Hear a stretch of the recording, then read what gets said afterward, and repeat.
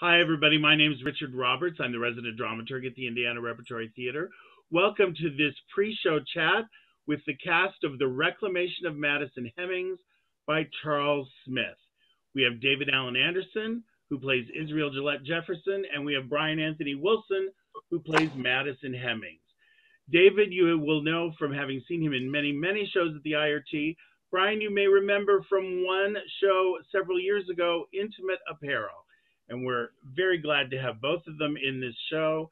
It's a world premiere by Charles Smith, and it's about some history. And I want to ask you both, what did you know about the Sally Hemings, Thomas Jefferson story before you started working on this play? I'll say I had known about it for quite some time. I don't remember the name of the play, but sometime maybe 30 some odd years ago, I read a play about it. So I knew a little bit about it. Then you do a little bit of research. And then once you get to a certain point, you realize, due to things that what we now call cancel culture, you realize that you run into a wall and there's only so much information available about it. So after a while, you realize, okay, this is as far as I go in terms of my understanding of it. And you just kind of move on. I had very little knowledge of it. I mean, of course, I heard about Sally Hemings and, that she was a concubine, to Jefferson. But thanks to all, your research and also what Charles has so meticulously done on the play, I've certainly learned about 1,000% more than I knew before. So.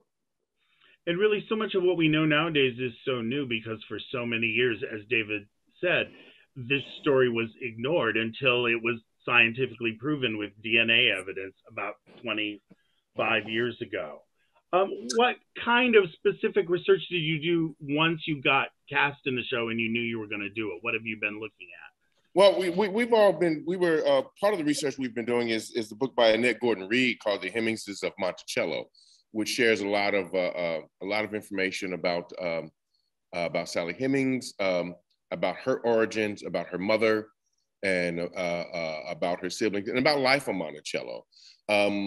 Other than that, there's a lot of general understanding as a Black man that you come to realize that has been going on for years. The way that, as I mentioned earlier, what we currently call cancel culture, which has existed for like the last 400 years, trying to cancel out all of the history of this country because it doesn't all look good.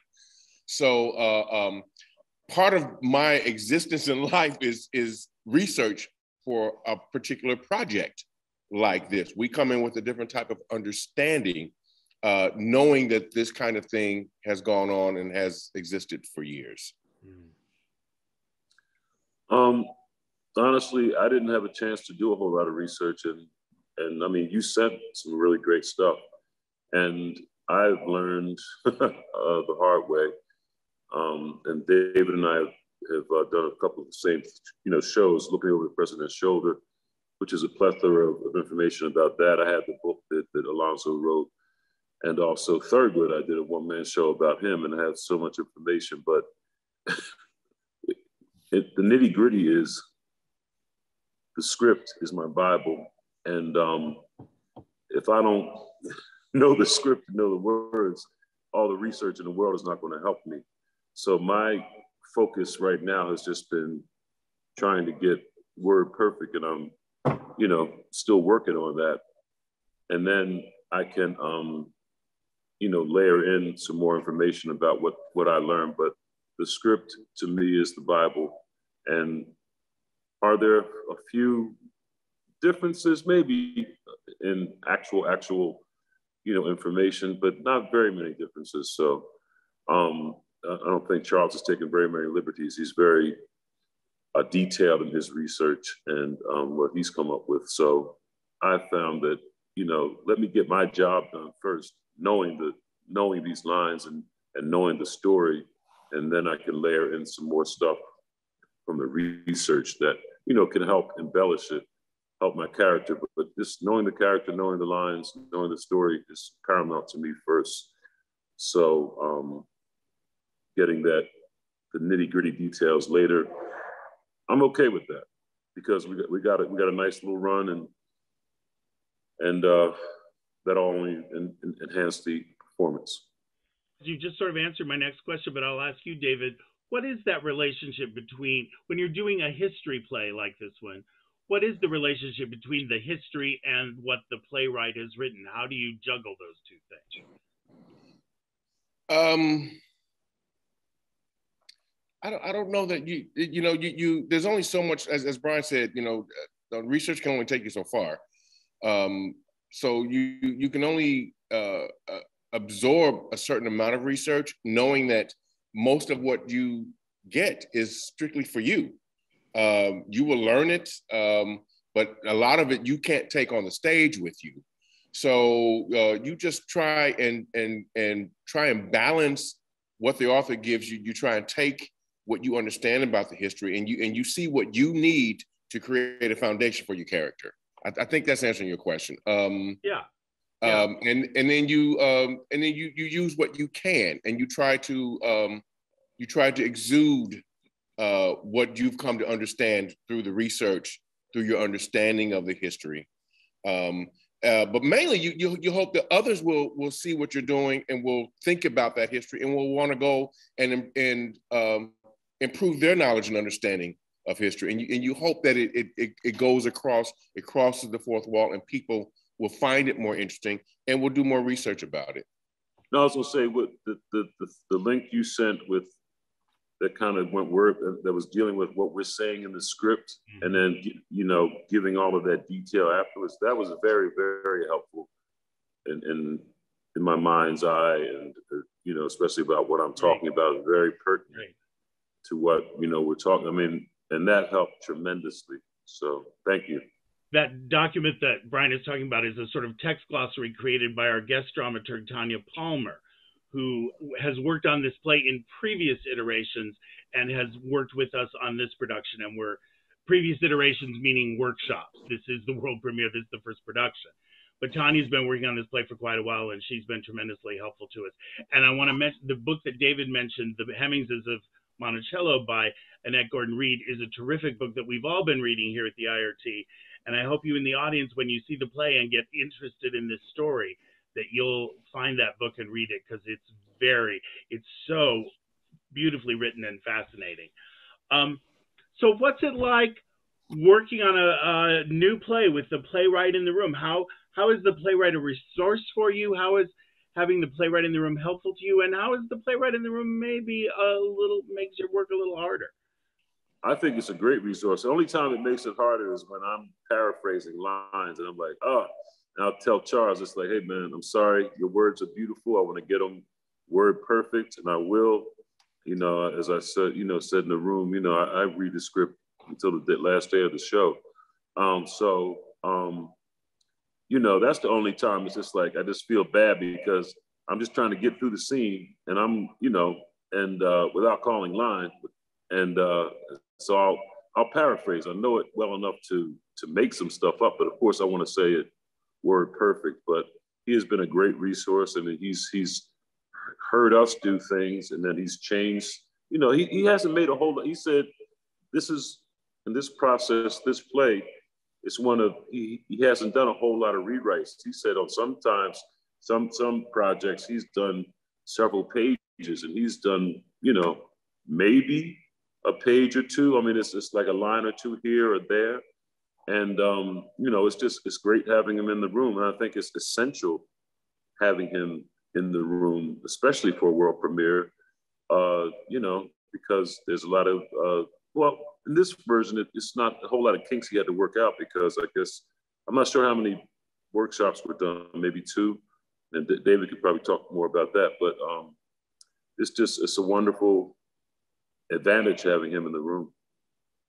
It is a great advantage. I've had the opportunity to work with on several new plays with writer available, and it's not always a bed of roses. It can be complicated. Writers are very protective of their words, of the stories and the characters that they create, and sometimes you feel that when you talk about a person like Charles Smith, who's prolific, who's been around for quite a while, and a lot more comfortable in who he is as an author, and very gracious towards us as actors and allowing us to explore the work. It's still challenging because you have to get over the awe of the work, and I am in awe of this work. You have to get over knowing that the parent of this work is in the room, and sometimes you want to say, "Hey, look, this doesn't work," but you look over and there he is. Like Brian said, you're saying the words and it's not right, and you see out of the corner of your eye, there he is. But he's been very gracious. He wants our feedback. He appreciates if he's written something and it doesn't ring true for us. He's asked for our suggestions. And when you put him with a person like Ron O.J. Parson, who is an incredibly collaborative director, it creates a collaboration that, there are days when I sit here and I look and I think, I can't believe the company that I keep. When I look at these artists that I'm working with, and the way that we're trying to build something. So it can be challenging, and this one has been very, very rewarding. And there's nothing greater than to do a scene, to have a moment and have him smile and look at you and go, wow, yeah, because that you are singing the song that he wrote for us and he's appreciating it. Having spent just a little time in the rehearsal room with you all, I can say that the four of you together is quite a force field of energy. It is. It's quite something. It's been a while since I did a show. Well, I won't say a while, but I've gotten used to being the OG in the room. I'm not. So that's kind of cool too. That's kind of cool too.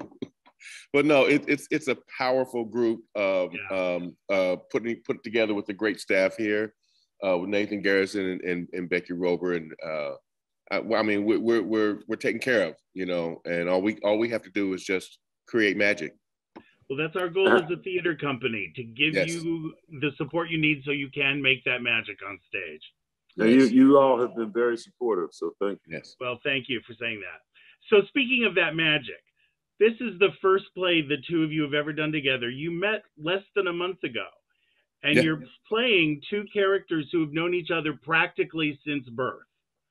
Yeah. So how do you create that kind of lifelong chemistry in 3.5 weeks of rehearsal?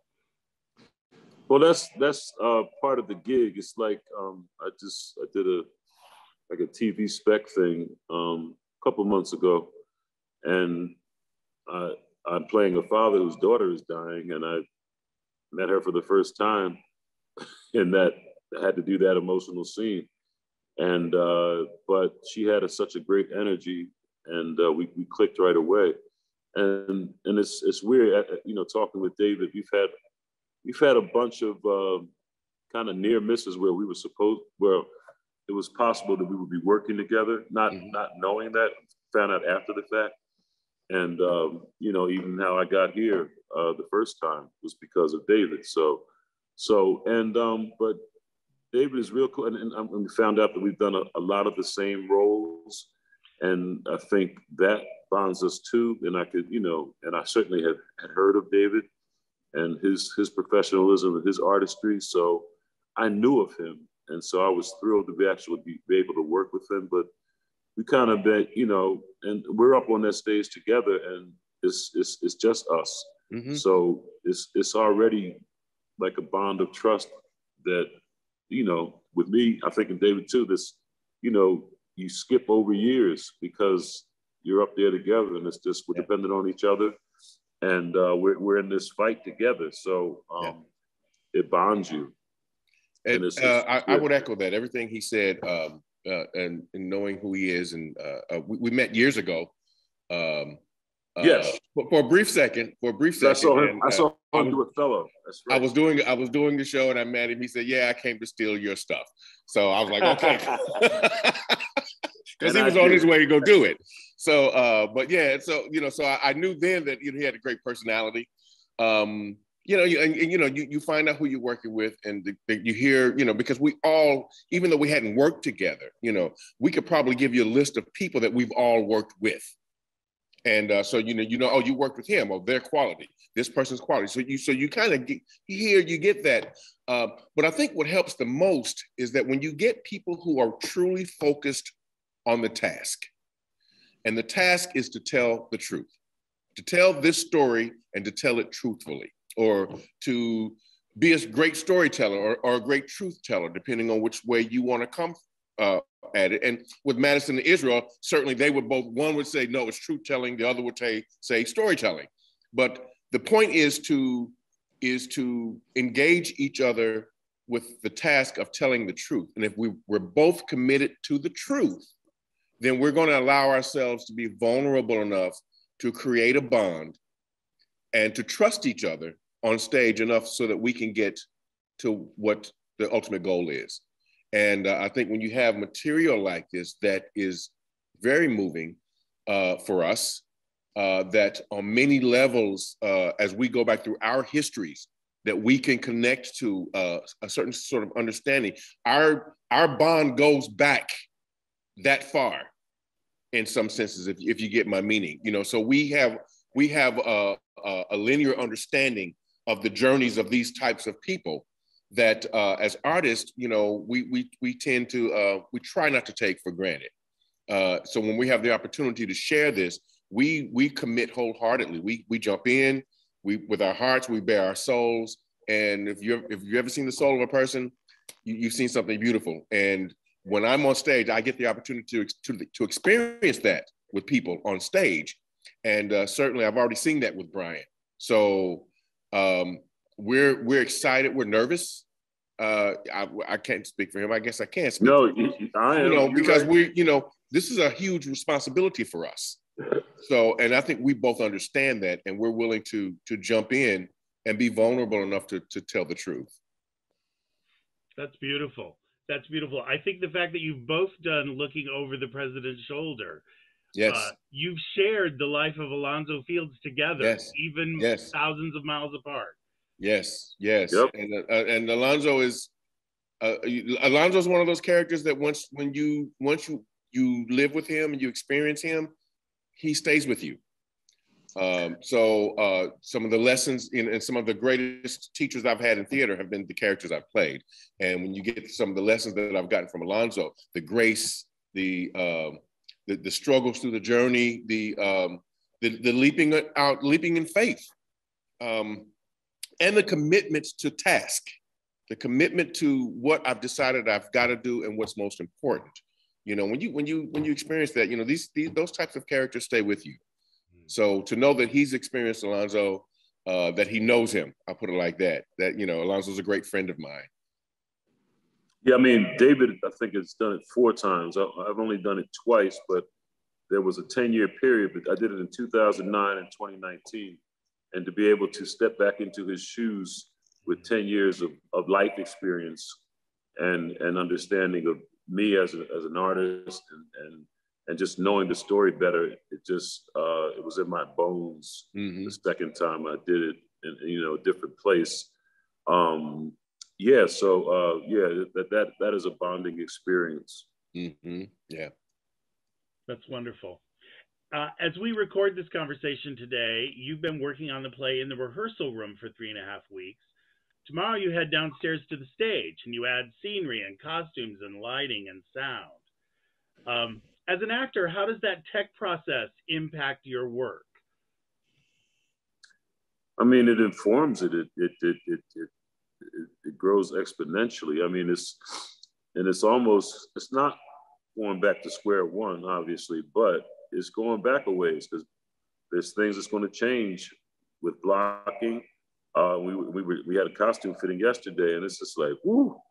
I mean, I think David said the same thing too. We're gonna be losing some weight because we're gonna be sweating our butts off and just. I mean, it's just gonna. I mean, it's gonna enhance it certainly, but we got to get past that and through it. It's going to be a learning curve. Yeah. Because that space, it's not a flat linoleum floor anymore. It's textured. It's a rake.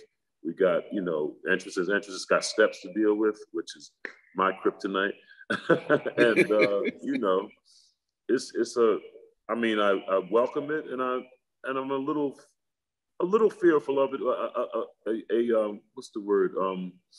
A respectful fear of that. You know, this is the next step that we have to take, and but it's I think we both welcome it. Yeah, but it can sometimes feel daunting.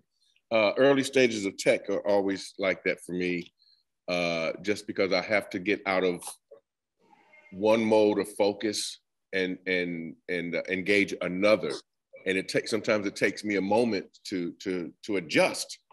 But once I get adjusted, then it's like, okay, then you have to try and figure out how can I best utilize this time while they're trying to build stuff around us, you know, because there's a lot of, you know, some people are like, oh, we go into tech and, you know, there's no acting in tech. Some people are like, well, you know, some directors still want to direct during tech. Some actors are just like, when I get to this particular scene, I want to think about this a little bit more because I need work on it, you know. So there's different, you know, but you don't always know until you get there. So as he said, the costuming is going to be, when you consider what Dana has done for us, even the costuming suggests something that could be incredibly daunting. But what it also says, it speaks to the power of these two men and the journey that they take to go back to this place, what they had to do, crossing mountains in a wagon with a horse. And I don't want to give stuff away, but you know, it says a hell of a lot about these men and the people of the era and what they had to endure and how tough you had to be to endure it. So when you add that, and then you add the elements and you add the lights and all of that, and then once we let ourselves really just immerse ourselves into all of that, it can sometimes seem daunting, but as he said, you look forward to it. You know, you look forward to getting there and starting to add all the elements and because that's when the magic really, really starts happening. Yeah. So you mentioned all the things that people have to go through. The play set in 1866. How does it speak to our lives today? I think it speaks to our lives in many ways, and one of the ones I love is just that it's a story about two Black men. They're not, you know, young guys. They're in the, you know, almost. I mean, I'm in the back nine. I don't think David is, but I think it's a beautiful story that needs to be told, especially,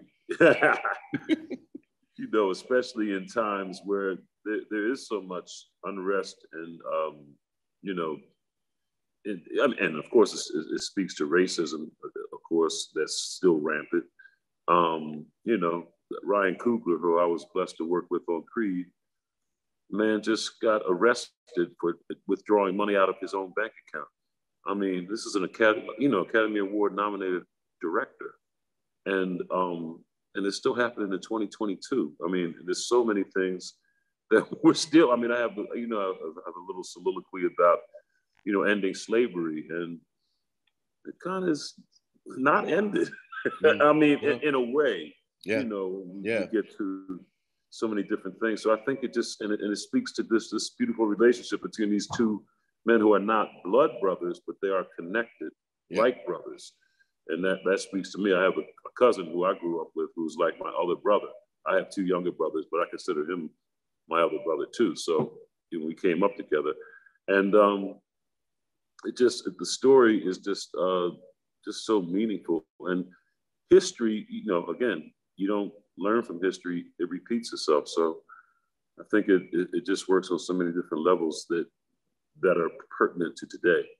Yeah, I think when you juxtapose the two eras and the struggles of peoples from that period and this one, you will particularly for those of us who of a particular culture, you know, there's a direct link to it, to that struggle. That and I keep mentioning cancel culture because I think we're misusing our understanding of it today. But we understand that in order to understand where we are, that you kind of got to go back to first find out how we got there to where we are. The word Sankofa, or go back and get it, is the meaning of the term, and it's one that I think in the African American culture that we're still dealing with, still learning how to go back and reclaim our history, reclaim our footing, reclaim our ancestors, reclaim the full journey. So when you juxtapose the two, you find out that, okay, is the struggle different? Is the journey to reclaim, is it shorter, or are we still dealing with the same kinds of things? And in what is now 134, 156 years ago, what we're dealing with, it's similar, but it's covered by other things. It's what's the term I'm looking for? It's just blanketed by other things. You know, there's a lot more money involved. There's a lot of institutional control that does things to our systems, and they allow a system that was built not for us to continue to function. You know, so when you look at the two eras, you see, and they talk about the things that, like one of the lines that I have is that, you know, and not to give away any history, but, you know, if you go into that house, I'm going to get blamed too. You know, and I grew up understanding that, you know, as a Black man, if one of us makes a mistake, we all get blamed, or they look at us all and say, see how they are. And that's, you know, so that's kind of the same kind of thing that we're still dealing with. So in many ways, as Charles says, you don't write about the past unless you want us to understand it as it relates to the future and to the present, you know. And in order for us to move forward, we have to look at the plays from our history as tools to move us forward. And in order to do that, we have to compare them with our moment, the moment that we're in. And we don't always like to do that, because the truth sometimes hurts.